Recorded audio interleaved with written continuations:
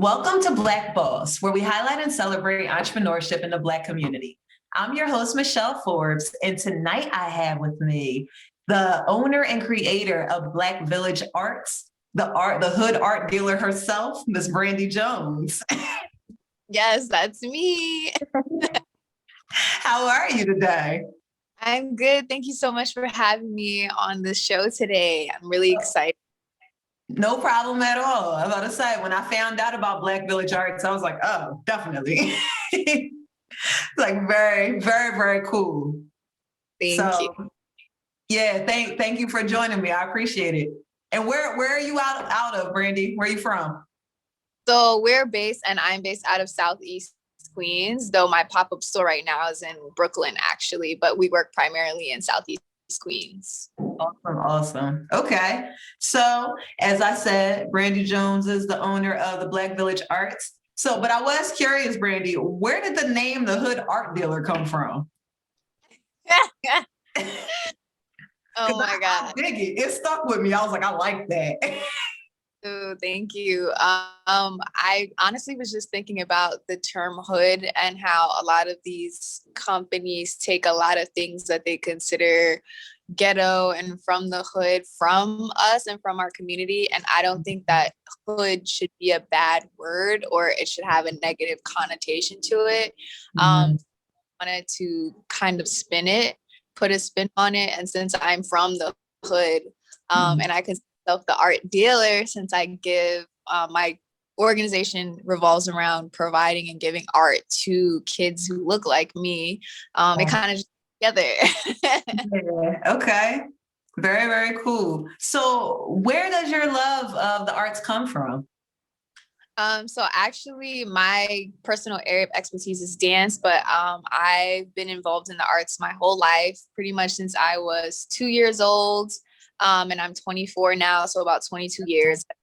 Dancer and just in general have been involved in the arts. I went to specialized art high school. My college degree is in the arts. LaGuardia, right? I said LaGuardia, right? Yes, I'm from LaGuardia. Yeah. I was like, oh yeah. I was like, that's something for sure. Yeah, so the arts have always just heavily influenced my life. Right. Awesome. So were you involved in any entrepreneurial endeavors before Black Village Arts? Nope, none at all. Okay. So we just getting out here. Yeah, we just jumped into it. So what is Black Village Arts?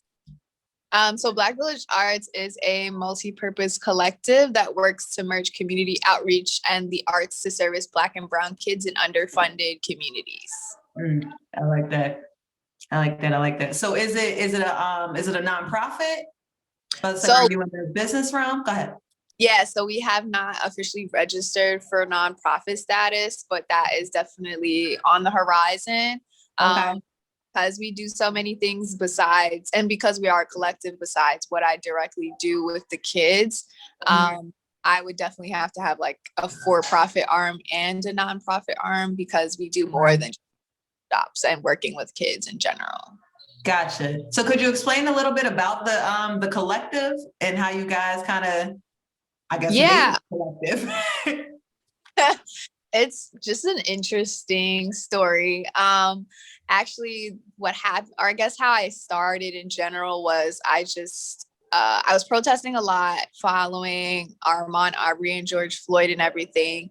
And I got really drained and was like, okay, how can I make an impact in my own community? Because I feel like this isn't really helping me and I don't feel fulfilled doing it, but I still want to help my people and fight for my community.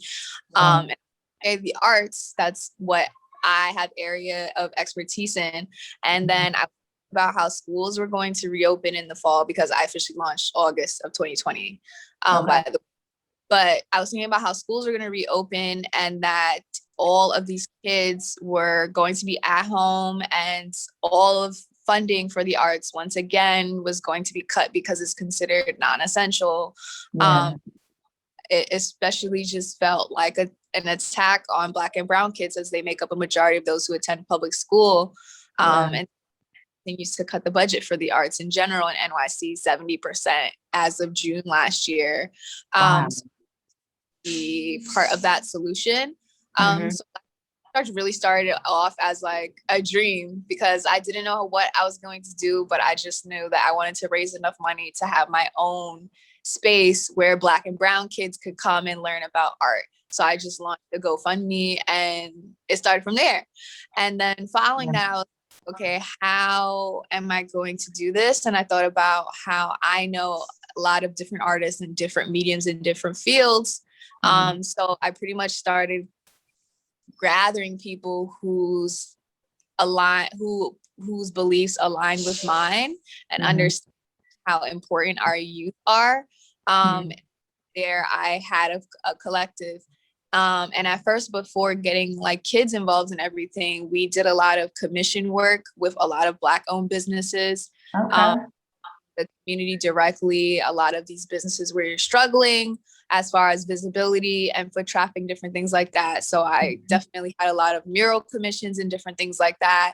And by building connections with these local Black owned businesses, from there, I was able to speak to their families and kids. And I started bringing them in on projects we were doing. So they would be outside learning directly how to do murals and different things like that. That's kind of how I've started implementing kids slowly. So it's been a very unorthodox route, but I like to think that Black Village Arts is something that hasn't been seen before, and it's more than just long answer, but yeah. I'm sorry, you cut out for a second. You said it's more than just what? Yeah, I was saying, so it's more than just an art program. The work is very much unorthodox outside of a classroom setting. Yeah, the growth of it seems very organic though. And I feel like I say organic on this show so much, but but I feel like it's the entrepreneur piece of it. You know, it's really the person bringing their inside to the outside. So it kind of is, you know, all the stories of entrepreneurs, at least that I've, you know, interviewed thus far, have been very much like, it was a step, you know, it wasn't, the whole vision wasn't totally there. It was just kind of doing the next right thing and it opened up. So that's awesome. That's a very organic story. Yes, thank you. Yeah, no problem. So I know you spoke about you were doing a lot of protesting, you know, in the time, and that you still wanted to do something that was helpful to the community, but you felt like that wasn't necessarily where your heart lied in the helping piece of it. So in choosing the arts, do you see any relationship? And if so, could you speak to it between the arts and, you know, mental health, Black mental health? Because it kind of sounds like there was an overwhelmment, you know, for all of us last summer. It's definitely all connected. I'm also a big advocate for mental health. You know, the arts has been known to be unifying, to be healing. And part of me wanting to offer these services to kids is so, besides them being able to express themselves, them also having this outlet that's really needed in this time where I feel like a lot of people may forget that their kids are people too. And, you know, they might not be okay by everything going on, even if they're doing their homework and just existing in the house. It gets a lot for them to handle. So I definitely think that art and mental health are connected. There's just something about engaging in art that relaxes and just kind of helps you escape from everything that you might be going through. Yeah, I agree with that. So I know you said that it's not just an art program, but if you could share some of the things that you guys have done around Black Village Arts, that would be awesome. Yeah. So right now, actually, with the pop-up store, we have workshops every single weekend that we're going to be doing for the kids in a variety of art mediums, kids 4 to 18. Prior to that, a lot of outdoor projects. And because I was kind of having an overwhelming response from parents when I was just offering to give them their kids to me for free. Right. I had to balance out between my projects and like how many kids I could have on site. Most recently, some community outreach that we're very involved in is the community fridges initiative that is very popular I around saw NYC. that. That looks really cool. Yeah. We're very involved in that. I'm actually the organizer for Queens Village Fridge. Okay. We are very involved with that, and it's cool because the kids are learning about art, but also mutual aid and what it means to be involved in helping your neighbor and different things like that. So actually right now, Easter weekend, we just worked on a project with the kids where we were painting some mobile libraries that we've built that we're going to be adding to some of the fridges in Southeast Queens so that community members are able to also have free books that they can take. So that was a fun little activity for them. They had a lot of fun painting that day. But yeah, we do a lot of different things with them. Yeah, that's awesome. Okay. So Now I'm back. No more interruptions. Yay. all right. Glad you got it taken care of. That's a good thing.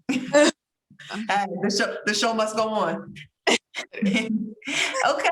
So pop-up shops. So let's say you're in your pop-up shop, right now in Brooklyn. So I was wondering, in doing pop-up shops, do you have any advice for anybody, I guess, looking to market in that way or go down that route?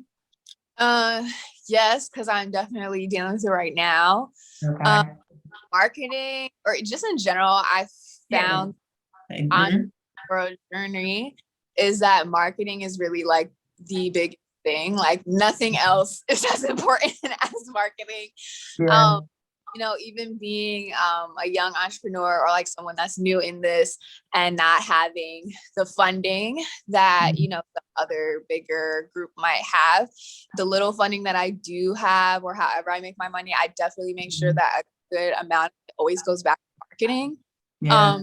So like now that I'm in a different borough with my pop-up store than what I'm used to, it's definitely my number one challenge right now is like getting an audience out here. I have some loyal Queens people that are going to come out here, but I definitely wanted to work to get a new audience, and I happily took on this challenge. Yeah. So like my advice for pop-up shops is definitely marketing, organization, of course, because it's very easy to get overwhelmed. I just happen to be a type A person, so I'm big on organizing all the time.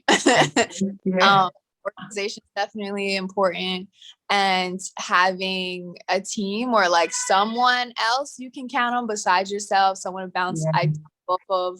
All of that is definitely necessary. As much as I like to think that I do everything by myself, because I do. Because I do. I do have a few people, and luckily my parents are really supportive, where I definitely try to bounce ideas off of them and ask them like, how would you do this? Or you guys were parents with me when I was younger. Right. Things like that. Okay, cool. Yeah, organization definitely helps. That. Having that personality definitely helps. How about in the approach of finding locations? How do you find these people to partner with in order to do pop-up shops? So I know my situation is just very unique. Like a very new program. So shout out to my sponsors, Chashama. So Chashama is a nonprofit organization that works to give artists in NYC unused property space for exhibits like that. And happen to launch this new program in partnership with NYC Small Business to give me the space, and I just happen to be one of the very few applicants that they chose. Nice. Okay. That's how I actually got this space, no rent, for a few months. So that's really cool. Yeah.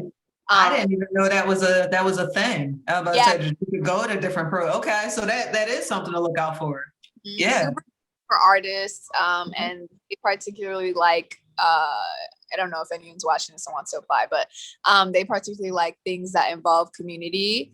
So or business has a community, that's really good. But before this, I was looking into just renting out a lot of spaces. So I'm just lucky enough where I have really good relationships with the businesses that did work for, and a lot of them, knowing that I have kids and different things like that, were willing to also let me rent out their spaces for a few hours, Okay. for like shops and different things like that. So that's definitely helpful. It all comes down to building relationships with other people. Like my main takeaway advice. Yeah. Yep. I dig that. That makes sense. So Mhm. what what do you see I guess in the foreseeable future for Black Village Arts? What would you guys like to for it to become? Well, the ultimate goal and the reason why I do have a GoFundMe up is, like I mentioned, I want to be able to raise enough money where I can build my own community center in that would prioritize Black and Brown kids and be an art program. So something similar to JCal, but just very directed, more targeted to the community. Okay. Yeah, that's really my goal one day. And then I believe this is a program because art is necessary and kids need art that I can expand to other states. That's goal. Yeah, I agree with that, and I think that the arts do play a huge role in mental health, and I specifically think in the mental health of Black and Brown children. Mhm. So I agree. I agree with the vision. I agree with the mission. I'm glad that you and the collective are out here focused on that and doing that, and that you guys are so tied into the community because it is. I mean, just hearing your story and hearing where you are right now and being 24, which I gotta age myself in saying that you're young. but but it's I mean it's a beautiful thing to have that focus, you know, have the background of graduating from LaGuardia and having a love for dance and being around people who are able to give you even more leverage in the direction that you're trying to go. I think that's fantastic. Thank you so Yeah, much. no problem. I do. I think it's fantastic. So in the during your entrepreneurial journey and the time that you've been in it, what do you think have been your biggest wins and your biggest lessons thus far? Biggest wins is definitely having a space because Mm, this is a nice little mini test version. This was definitely a big win. What else was a really big win for me? Um, I guess definitely building the relationships so far that I built with these families and these kids. yeah. Um, a lot to me, not again being someone who doesn't have the proper funding. Every single person, child, and family that I come in contact with, however way, always Mhm. means a lot to me. Biggest lessons, yeah, a lot of bigger organizations have a lot of disorganization in, Hmm.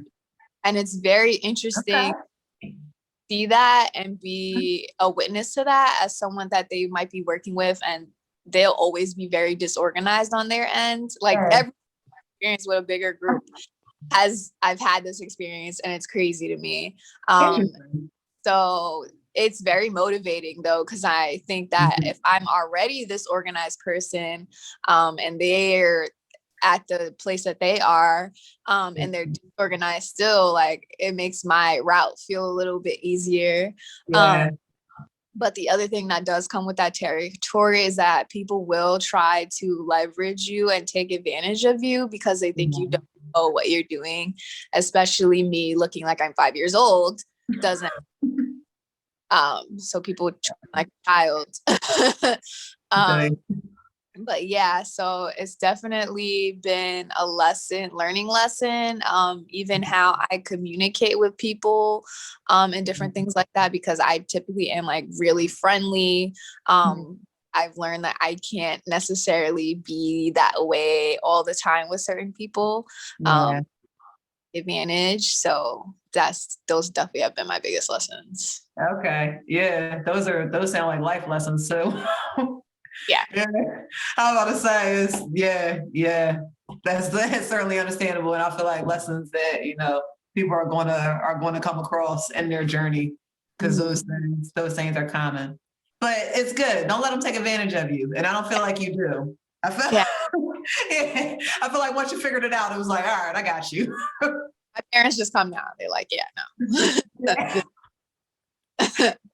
That's a good thing to have that support. So this is actually my last question. For anyone looking to get into entrepreneurship, whether it be, something in the arts or just something that their heart desires, what advice would you give them about, I guess, just jumping out there and doing it? Yeah, I definitely think find something that you're passionate about. I feel like entrepreneurship is becoming more and more popular because of and how it seems. It is not how it seems. It's not for everyone. It is a lot of long hours, sleepless nights. If that's not your thing, it doesn't have to be. And working a 9 to 5, there's nothing wrong with that either. I don't like the stigma that, 9 to 5 is bad, because I do work a 9 to 5. I work 3 jobs. So, yeah. And definitely if you're looking for something that you want to start a business with, my biggest advice is always find a need, and be the person that fills it. That's always a good place to start. And definitely figuring out your target audience is a very big thing. And then from there, you're good to go. Yeah. Okay. Yeah. I would definitely say good advice. Those are important things. Mm-hmm. Thank you, Brandi. Thank you so much. No problem. I appreciate you being here with me tonight. Right, we're here. Absolutely. So I appreciate you being here. I appreciate you sharing about your experience. I wish you nothing but the best. I do need you to do 2 more things for me. One, tell the people where they can find you, but also tell them how they can support your GoFundMe for your next project. Yes. So you can check out our work at blackvillagearts.com. We're also on Instagram at Black Village Arts, one word. If you have children, sign them up for my workshops. GoFundMe, all of those fun things are on my website, and also in the links on my Instagram bio. You can shop our merch to support us. You can come to any of our curated events that we have and support us. There's a ton of different ways to support us. Awesome. Well, thank you so much for that. And the second thing is I have all my Black Boss participants say their name and then say that they're a Black Boss. Okay. My name is Brandi Chanel Jones, aka the Hood Art Dealer, and I am a Black Boss. I love that. You know what? I was hoping that you stuck the Hood Art Dealer in there. It's like, I hope she claims this name. I'm a brand too. Black Village Arts is a brand too. Absolutely. No, I love it. Thank you so much, Brandi. I really appreciate you being here. Like I said, I wish you nothing but the best, on your continued entrepreneurial journey. I love the idea of what you guys are doing. You guys have done super creative things. I mean, from the Easter project of the libraries, to the project that you joined in on the refrigerators. You guys, the collective is onto something, and it shows. It really, really does show. So from here from Philly, we're supporting. We support, we send love. Say it again. I said I'll be out there at some point when we expand the other. Absolutely. Well, I was about to say, if you head out here, hey, slide in the DM. We'll see. Yes. Absolutely. Well, thank you so much. I'm not going to hold up any more of your time. You're out there getting it. You already had a meeting during the video. So go ahead and boss it up. Yes. Thank you so much again for having me, Michelle. No problem at all. You enjoy the rest of your day. You too. All right. Have a good one. You too. Bye. Bye. That was Brandi Jones. I like Brandi. She was nice. That was Brandi Jones, aka the Hood Art Dealer, which I love that name even more, marketing wise. That's a good one. And her whole thing, like the Hood Art Dealer, like I dug the whole swag. So thank you for watching. Please support, check Brandi out, all the sites that she said, Black Village Arts. They're really out there moving and shaking, helping, Black and brown children to express themselves through the art. And during this time, as Black people, I don't feel like I need to even tell y'all what is happening these times as Black people. I don't feel like it's necessarily worse, but it's, you see the face is that if y'all, it's that, it's so much going on. And I just appreciate that, somebody is paying attention to Black mental health. I've interviewed a few people at this point who've been in tune with Black mental health. But I'm just so happy that Brandi, she's working with, are interested in Black mental health, find it important, and are mindful that children do still need a way to express themselves during this time. Even though it's hard on everybody, it is important to be mindful of how it impacts children as well. And the arts is such a fantastic way for children to feel comfortable expressing themselves. So thank you so much again to Brandi. I appreciate you being here. I appreciate your warmth and your presence, and I wish you nothing but the best. Please check her out, Black Village Arts. Follow her on Instagram. Support the collective. All right. And to continue the celebration of Black entrepreneurship, please head over to Instagram, BlackBoss_certified. On Facebook, I'm Black Boss Certified. And on YouTube, for full episodes of Black Boss, you can check out Black Boss Certified on YouTube. So tell a friend to tell a friend to tell a friend. We celebrating Black entrepreneurship over here at Black Boss. Yeah, I think that's it. I hope you guys enjoy. Take care. I love it. Peace.